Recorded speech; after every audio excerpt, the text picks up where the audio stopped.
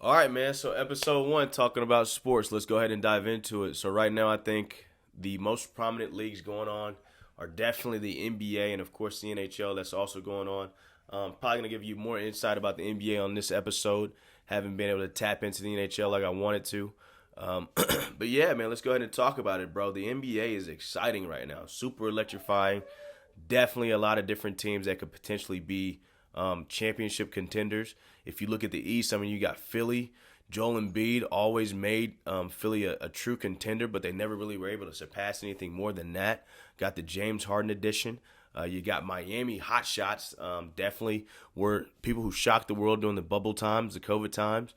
Still a decent team with Jimmy Butler. You got the Knicks coming on hardcore with Brunson and Randall and being one of those old-time and defensive teams, winning on streaks, you know what I mean? Doing whatever they have to do to basically come out on top. And then you flip it over to the west side and you got like Memphis, which is almost the new modern-day bad boys. You got Sacramento coming out of nowhere, bro, with De'Aaron Fox and Sabonis, such a fundamentally silky and smooth player. And then you've got people like the Mavericks, who just made a blockbuster trade, and you've got the Lakers, who also have a lot of media, hella publicity, super attraction from fans nationwide. So the NBA is definitely exciting right now. You've got maybe, 2 to 3 more weeks, or almost, 2 to 3 more weeks left in the regular season, maybe, 13 plus or minus 2 games left, and you've got some serious players like LeBron James that are out. Stephen Curry just made it back this past Sunday to the Warriors, and they ended up losing that game. I think it was to the Lakers.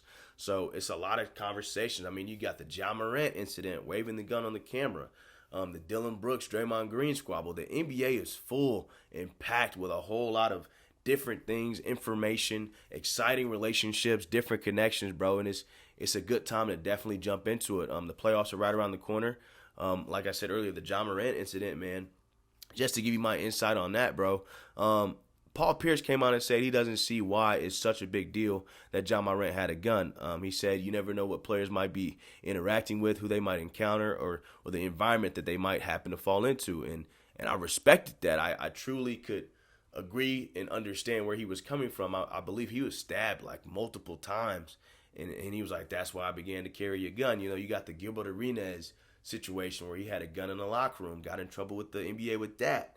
And it's like they were talking about if Ja Morant would have been found guilty, it would have automatically been a 50-game suspension based off the NBA rules and regulations. That is absurd, bro, especially with how Memphis is playing right now. It's like I was so happy when they basically came out and said that there was a lack of amount of evidence and he basically couldn't be incriminated. So the Ja Morant deal, man, I just hope Ja would basically just look at the situation at hand, realize that he's a high-profile player, super high-touted caliber type of guy, high flyer, exciting, electrifying player, realizes that he's going to have a lot of attention, a lot of publicity, and just, tries to take a step back. And somebody who example, I think has done a great job, probably the best ever to do it, LeBron James, a guy that comes from a fatherless home, grew up in Akron, Ohio, went to the league out of high school, and he really doesn't have any scrutiny or any truly alarming things off court. You know what I mean? All his issues are coming from when he got traded or he requested to go to Miami or went to Miami, signed with Miami, excuse me, and different things like that. Things that are associated with his NBA play style. Nothing off the court, which is phenomenal with how today is with internet, cell phone accessibility, bro. Is so easily accessible to just tap into something. You could be anywhere. There's cameras. So I respect that. So I hope Ja would just take that situation and learn from it. And to continue on the Memphis Grizzlies train, you got the Dylan Brooks situation. So you're looking at Memphis versus Dylan Brooks versus Draymond Green, Memphis versus Golden State as a potential playoff matchup.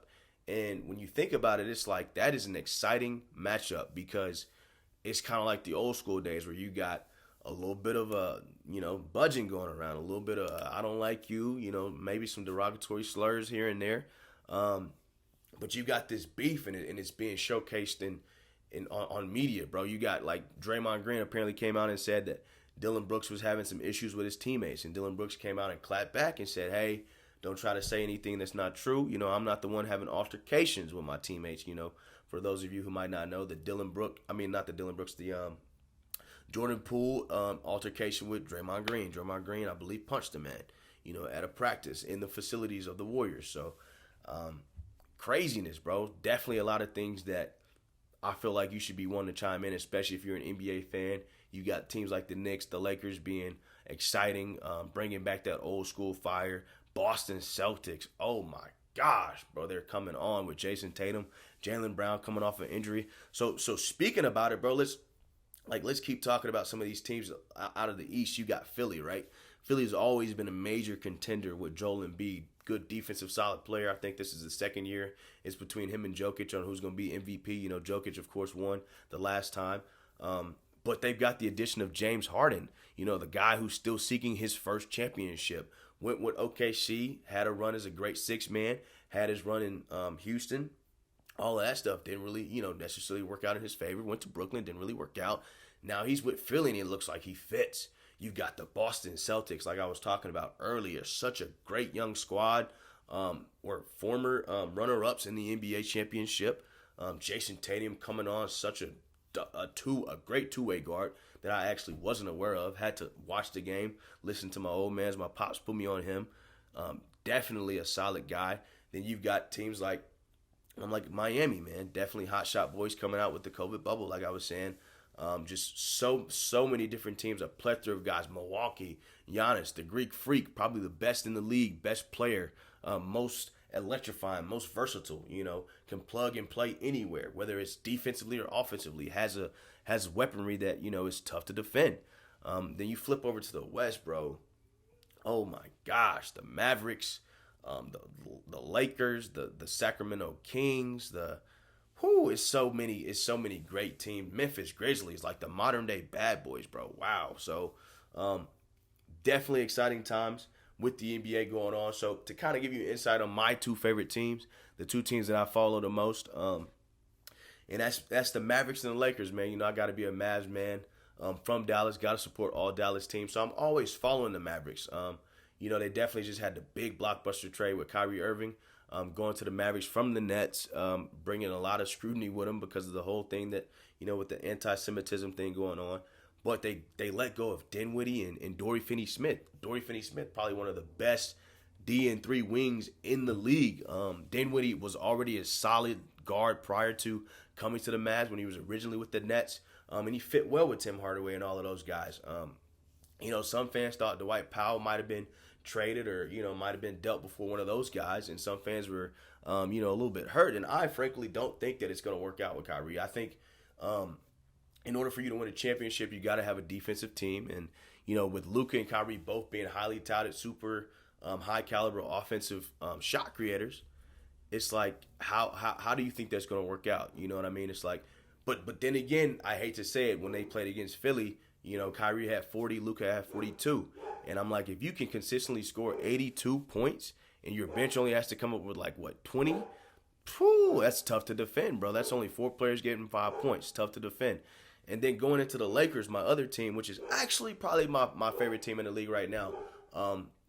Kind of became a fan back in 2009. And I got some dogs barking. Please disregard. They might have saw a dog walking by. But speaking on the Lakers, like I was talking about right prior to that comment, bro, I fell in love with Kobe back in 2009, 2010 championship era. Been a Lakers man ever since. And you look at that squad, and it's like, Rob Pelinka, I think general manager, not highly liked, just made a major trade to deal Russell Westbrook and Pat Bev, two very well-known guards, kind of on the latter part of their careers. But Russell Westbrook was assuming his role, playing off the bench, good six-man. Gets dealt. They bring in D'Angelo Russell, Malik Beasley, Vanderbilt, all three solid players, definitely moving into, what would be considered their prime. And, AD is at the center of it all. Arguably considered the most soft, highly touted, most potential, but can't get there because of his lack of, ability to be healthy. And you got LeBron James, arguably the greatest, one of the greatest of all time. So it's like the Lakers have such a incredibly high media impact just on the organization and the NBA as a whole, and it's exciting, bro. LeBron is out right now. AD arguably has to step up to the plate, which he did against Memphis at home recently. Had 30 points, 22 rebounds, which is, you can't deny that. That's a very dangerous game, very dominating game. But I mean, you look on the other side, young Jaren Jackson Jr. I'm pretty sure he had like 23 points, had a great game as well. So I know when Ja comes back, that was without Ja, it was Ja-less. When Ja comes back, I know he's going to add a major impact, major team chemistry. So the NBA is crazy, but to kind of tap into some miscellaneous sports that's going on right now, the NFL Combine just happened. I think it was, some major quarterbacks that we got here. Anthony Richardson, Bryce Young, Will Levis, all three guys coming out of the SEC. Shout out to the SEC, played in the SEC. Anthony Richardson, though, freak. 6'4", 240, jumping like a 40-inch vertical, I think, had a 4.4 40. It's almost like, is this player, is he a defensive end or is he a quarterback? Homeboy is big, huge, but he falls into that danger category of he has a lot of potential. You say potential, some players don't pan out. Potential could be, it's hit or miss. So you got Bryce Young, who I thought was arguably the smartest player, the best player coming out of college football. Shout out to Caleb Williams, although he won the Heisman. I still think Bryce Young was the best player in college football. Look at the situations he was in. He's coming in, and then you got Will Levis, guy out of Kentucky, made Kentucky somewhat on the main realm. They were consistently ranked, I think, in the teens. Might have made it in the top 10. I think before they lost to Ole Miss, that might have been. He's got a little bit of a chip on his shoulder, saying he's got one of the best arms in the draft. So you got that, and then tapping into the MLB. The MLB is right around the corner. April's almost here. I'm in Atlanta. I'm in a definite Braves country. Definitely exciting baseball, especially here at Truist Park. And one of the biggest things coming in with the MLB, man, they've got this pitch clock. This pitch clock that's being dropped in, and it's speeding the game up. Making fans more attracted to it, but when you look at baseball as a whole, it's one of those sports kind of like golf. It's one of the most authentic, traditional style of American games. Well, golf was in Scotland is where it originated, but baseball was, America's game, for the longest. True authenticity, and you're bringing in all these technicalities and all these different things to make it more of an attraction rather than an art. The pitch clock, I think it's pretty sure you have 15 seconds when the bases are empty, basically to just begin a motion to deliver your pitch before expiration of the shot or the pitch clock. And then if there's somebody on base, I think you have 20 seconds, I think it is. So it's messing with, I know it's definitely messing with pitchers' timings. Might be messing with batters' timings for that matter of fact. Can't really be out of the batter's box, or maybe you might be. I'm not too sure on that form. But the rules and regulations in the Major League Baseball are changing so the fans can be more interactive. And I'm like, hopefully that just doesn't take away from the art and authenticity of the game. So there are definitely a lot of things going on. The NHL is going on right now. Probably haven't tapped into the NHL like I need to. I really should. The Dallas Stars, my most go-to team that I follow, are doing really well. Just beat the Sabres from Buffalo, like 10-2 or 10-4, something like that. Crazy. Haven't had that happen since, I believe it was February 6th in 2009. So a double-digit win like that. The Stars got great history. Madonna from the 90s. You got Seguin, you got Jamie Benn. Guys have been there to the championship, just, come up empty, with Tampa Bay Lightning being dominant, almost a super dynasty type of franchise in the past few years. But I've got faith. The Stars are leading the West, I think, doing a good job. So just looking at the sports world, man, there's a lot of stuff exciting that's going on. There's always something that I think in the sports world that, is always going to be of interest.